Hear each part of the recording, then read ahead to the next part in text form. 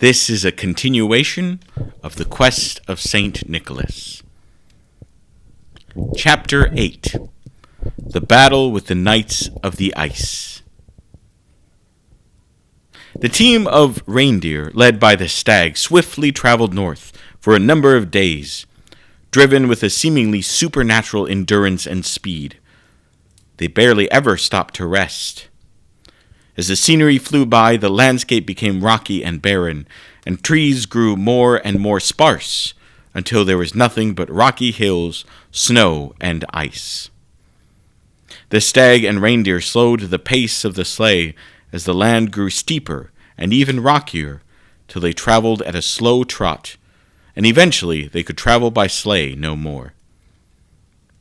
"We will have to travel the rest of the way by foot," said Prudy.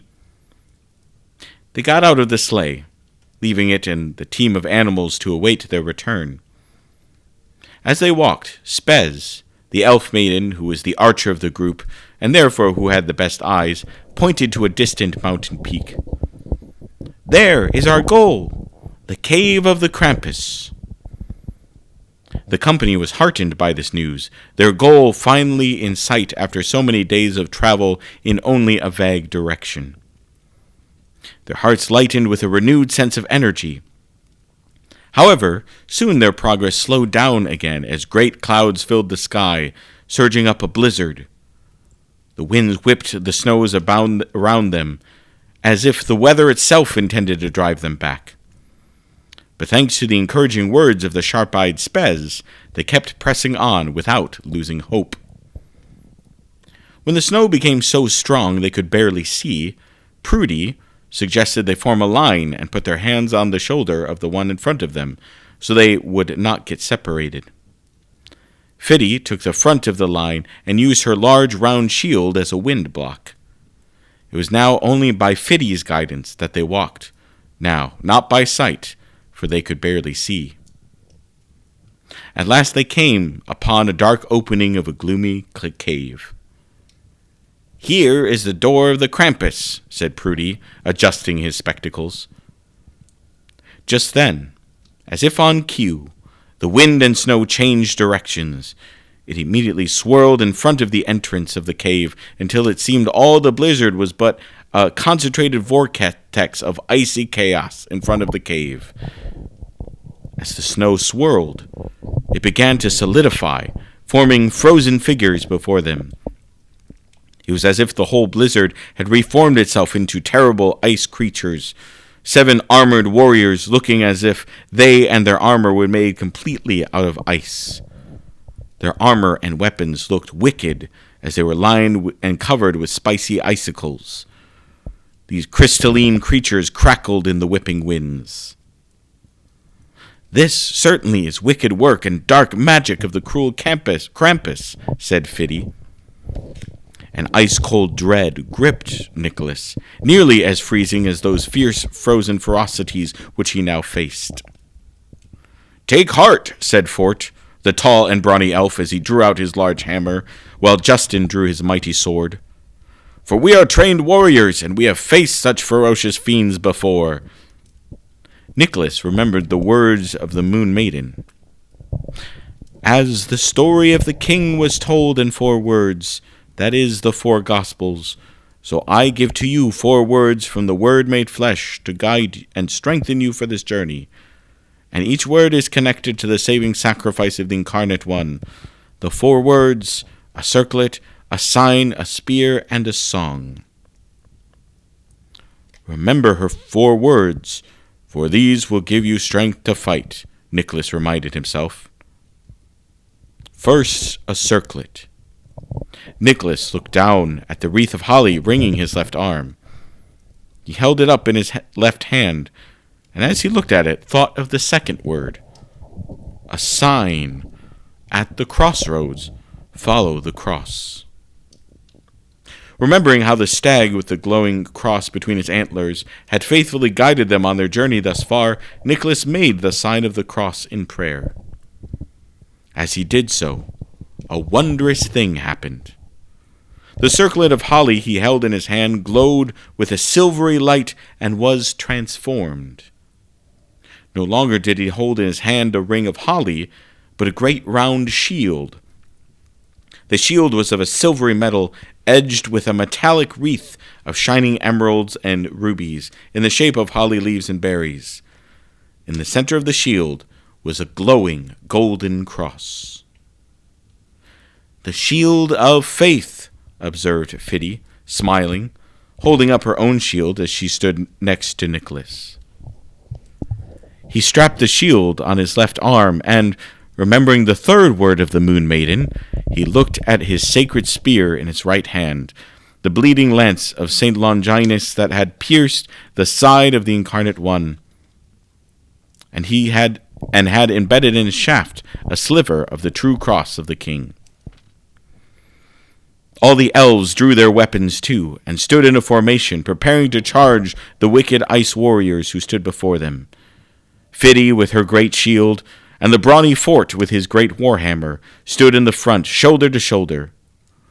Then Prudy and Temps stood behind them, their walking sticks now topped with spearheads made of the same silvery metal as Nicholas's shield.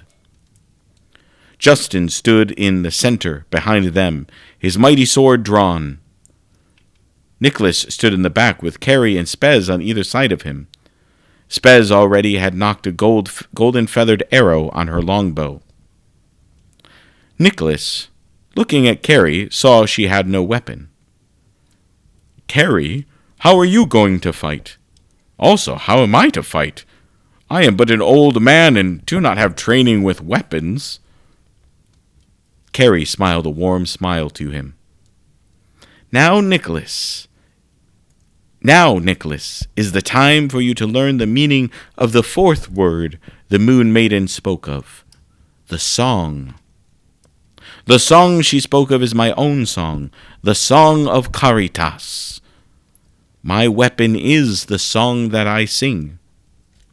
Listen for my song, for that is what guides the strikes and blows of these warriors, and that is what will guide your strikes. If you listen to my song, then you will know the dance, and will dance in the battle with us 7 servants of the Moon Maiden. It is the song of Caritas that unites us and holds together we 7 servants of the Moon Maiden. It is the song that makes us such valiant warriors, and when you listen to the song and allow it to surge in your heart, that is where you also will find the strength to fight. For you see, this battle is not won by physical strength. Now go to battle and listen for my song." With that, Fort gave a fierce battle cry, and raising his great warhammer, he and Fiddy charged. Prudy and Temps, brandishing their spears, were close at their heels. Justin majestically drew his sword, and with a great sense of powerful purpose, boldly walking after them, then struck with the mighty sword. It was beautiful to watch the 5 little elves fight together. Despite their small stature, they now looked like graceful and majestic warriors from the tales and legends of old. They fought together, their movements perfectly coordinated, almost as if in a beautiful dance. Fiddy seemed to know just when to block the blows of one of the terrible ice creatures. There they were a silvery swirl of shield, sword, spears, and hammer. Fiddy seemed to know just when to block the blows of one of those ice creatures and would move her shield just in time for another to strike with weapons. In the middle of these terrible ice creatures, they were a silvery swirl of shield, sword, spears, and hammer. All the while from afar, Spez shot a steady stream of arrows, flaming with a golden, fiery light. Where she got the fire, Nicholas didn't know, for it seemed to simply magically appear just before she shot her arrow. "Go now, Nicholas," Carrie said, smiling. "Fear not, for my song will guide you." Carrie then began to sing one of her beautiful, haunting songs that stirred something in the very depths of Nicholas's soul. And as he turned and charged into the battle, he didn't hear the song audibly in his ears, but from within. "Listen to my song," said the voice of Carrie in his mind. and as he joined the fray, the song of Caritas guided his movements. Though the words were in no language he understood, somehow he knew when and where to strike from the melody of the song. Right, left, behind you, 3 slashes this way, now block that way. Now step forward, now step back. And Nicholas listened more closely to Carrie's song in his heart and was swept up in it. His attacks with the elves became ever more effective. The rhythm of the Song of Caritas coordinated their fight while keeping them one step ahead of the enemy's attacks. Nicholas's strikes and blocks with his spear and shield joined in the other elves' furious dance of battle. And as Nicholas struck one way, one of the elves or arrows would strike another. And so, that holy knight of the Incarnate One, with his holly-ringed golden cross shield of faith and his sacred spear, the Santa Nicolaus himself became a rhythmic blur with his elven warriors, and together, by the strength of the Song of Caritas, they battled until the Krampus's wicked knights of ice collapsed and dissolved back into snow and shattered ice upon the ground.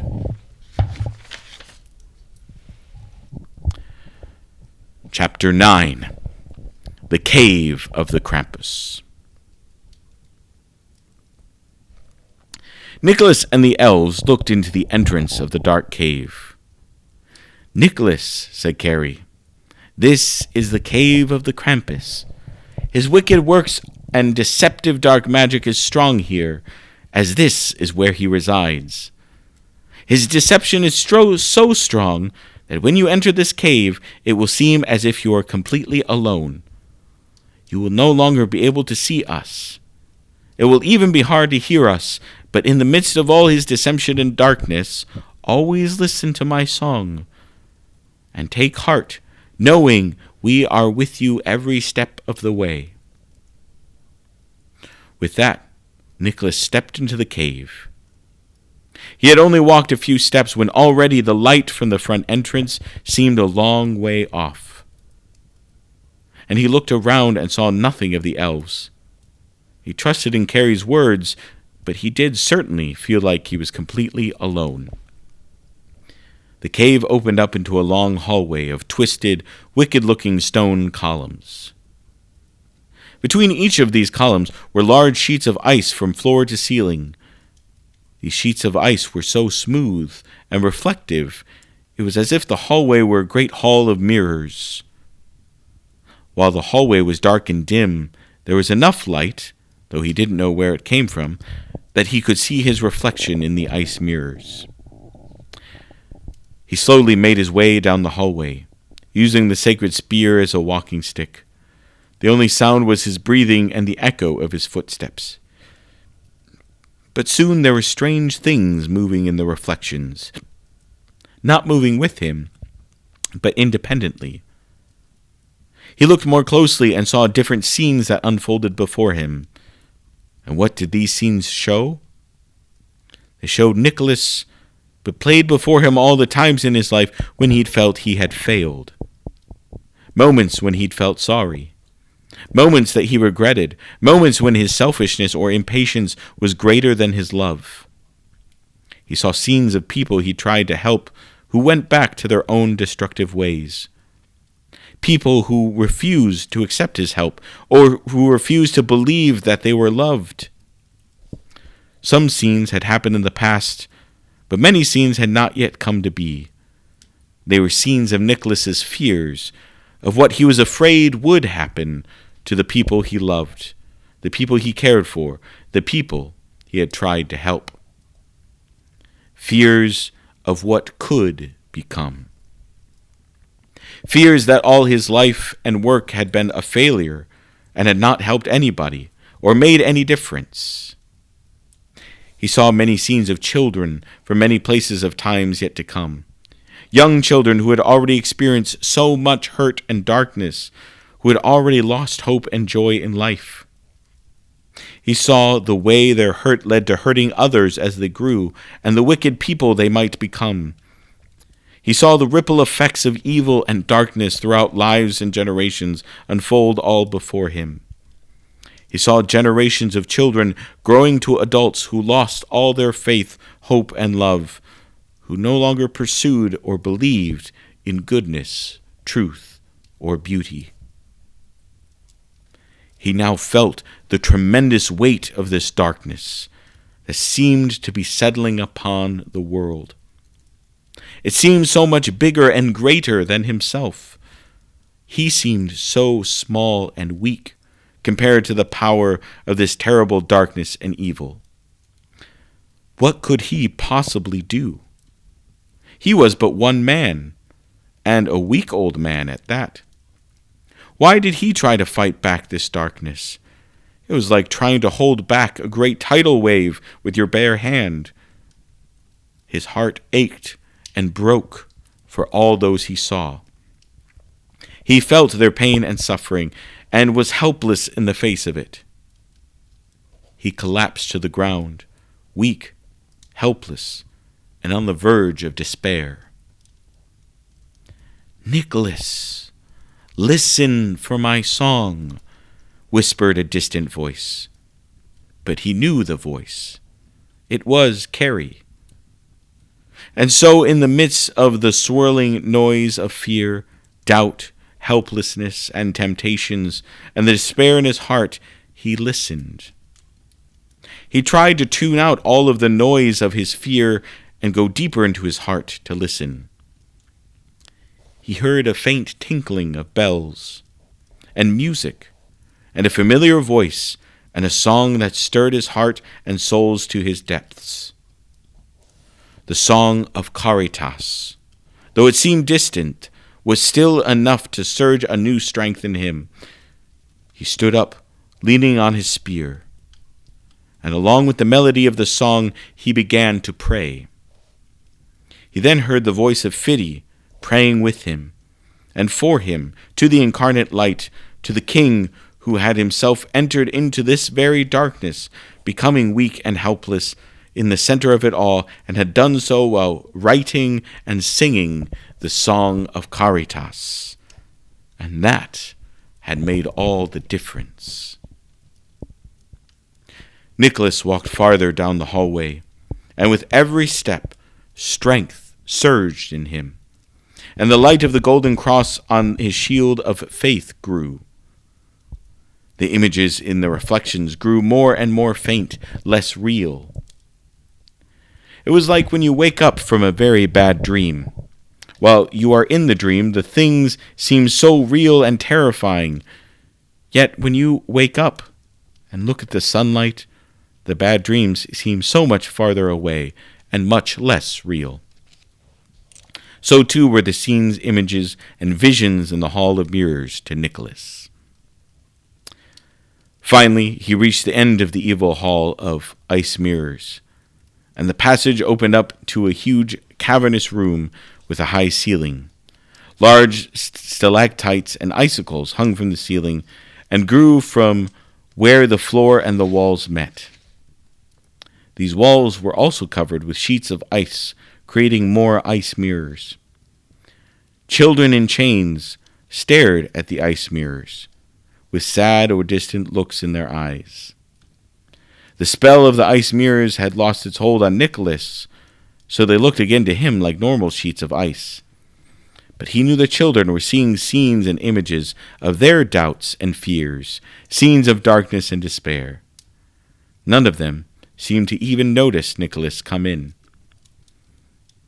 In the middle of the room was a great cauldron over a fire, and within the cauldron stood 3 children. They also looked off into the distance, seeming to stare at nothing. They did not seem to notice or care about the fire underneath their cauldron.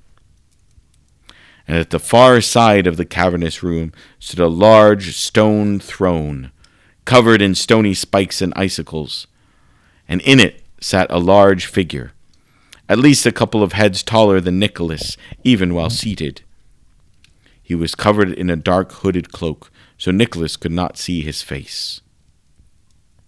Next to the throne stood Basilios, holding an ornate black stone cup for the hooded figure, who took it and drank some, and then handed it back to Basilios. Basilios, too, had the same sad, distant look as the other children. "Basilios!" cried Nicholas. But he did not even seem to hear or take any notice of Nicholas. Then a raspy and wicked voice came from the dark-robed figure on the throne. "So, Nicholas, you've come to take away my favorite cupbearer and my servants, have you?" "Yes," said Nicholas, boldly to the figure that he knew to be Krampus. "I have come to safely return home these children you stole." "That I stole?" asked the Krampus in a mocking voice. "Why, Nicholas, I stole not one of them. They each willingly came with me. They were not wanted where they were, so I offered them a place here with me where they are wanted." He let out another cruel laugh. "There is only one person here who is not wanted here, and that is you, Nicholas. I will only command you once to leave now, and if you do not leave, then I will have to make you leave. But if you resist, I will have to destroy you." "I am not leaving without Basilios and the rest of these children." Basilios and a few of the other children now turned and looked at Nicholas, but they stared blankly, without emotion. Basilios did not seem to recognize Nicholas at all. "Basilios," Nicholas said again, rushing over and kneeling in front of him. He gently took Basilios's chin and turned up his face to look him in the eyes. Nicholas was shocked by how cold Nicholas's face felt, and he now noticed that Basilios's skin, and that of all the children, had a bluish-white tint to it, as if they were becoming a part of the snow and ice. "Basilios, we must go. Your parents have been worried sick about you. They love you and miss you. I've come to take you home, Basilios. It's me, Papas Nicholas." A flicker of recognition came over Basilios's face, and his face regained some of its color. "Nicholas?" he said, a little confused, like he was waking up from a dream. Some of the other children around the room began to stir, as if they were waking up and realizing where they were. A low growl came from beneath the Krampus's dark hood, and he stood and shoved Nicholas back. "Since you seem so stubbornly persistent, Nicholas, it seems you give me no choice but to destroy you. I might then add you to part of my meal with these other children," he said, gesturing to the cauldron, under which the fire had grown even bigger. The Krampus stood to his full height, now even more menacing than before. He started to walk towards Nicholas with his strange footsteps. Shuffle-clop, shuffle-clop, shuffle-clop. Nicholas stood and now found himself nearer to the cauldron with the 3 children. The spell on those children seemed to be breaking as they began to realize their dangerous situation, that they were in chains in a cauldron over the fire. They also noticed the Krampus menacingly walking their direction. Nicholas, aware that the children in the cauldron were in danger as the fire beneath it seemed to flare with the Krampus's anger, raised his spear and shield. And to prepare for this battle, in prayer he made the sign of the cross. As if in response, the golden cross on his shield blazed with a brilliant light. The Krampus was stunned and momentarily blinded as he stumbled back. It gave Nicholas time to rush to the cauldron, ramming it with his shield, and knocked it over. The cauldron clanked to the ground and rolled away from the fire, and the children tumbled out in a heap, baffled but unharmed. They then scrambled to the edge of the room out of harm's way. The Krampus had now recovered and gave a great roar of rage.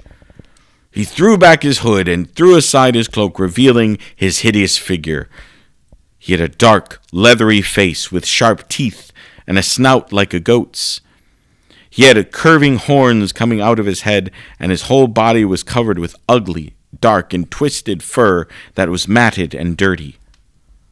And the reason for the strange sound of his footsteps was clear now, for one foot looked like a bare human foot, though it was pitch black with curling claws, and the other foot was no foot at all, but was a great cloven hoof, like that of a giant goat.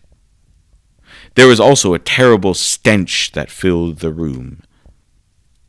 The great and terrible Krampus snatched up the large cauldron and hurled it at Nicholas. Nicholas barely got his shield up in time to block it, but the force of the flying cauldron knocked Nicholas to the ground. The Krampus charged and leaped, intending to crush Nicholas with his cloven hoof. Nicholas rolled away just in time and got to his feet. He turned to see the Krampus charging him, and with a lowered head, attempted to drive Nicholas into the wall with great horns, but Nicholas again dodged just in time. The Krampus then rammed into the wall, sending flying chunks of ice and stone, but Nicholas knew now what he had to do. He took a deep breath and listened for the song of Caritas. He heard it easily now, loud and clear, and strength surged in him. At this time, when the Krampus charged him, he stood his ground and blocked and deflected the Krampus's blows with his sword and spear. And as he fought, he prayed. He realized that all his life he had been preparing for this battle. He was finally beginning to understand what Carrie had said earlier. The battle is not won by physical strength. He'd had no military training to prepare for this fight.